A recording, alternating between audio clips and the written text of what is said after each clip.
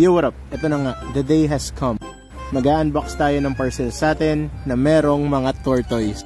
And as you can see here, meron tayong sulcata and also isang redfoot na tortoise. Bale, ang for sale lang pala natin dito ay 6 na peraso and yung dalawa is for keep ko. Para meron na rin tayong ambassador tortoise dito sa facility. So as you can see here, after ko makuha yung package, since galing sila sa Laguna, nilagay ko muna sila dito sa warm water para mag-soak and uminom kasi baka dehydrated sila.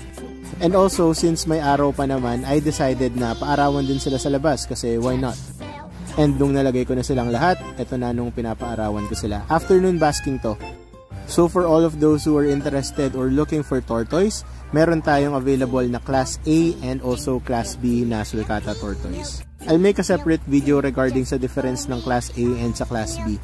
Pero kung merong mga interested dito na mag-keep ng tortoise, this is your time. Send a message and I'll hook you.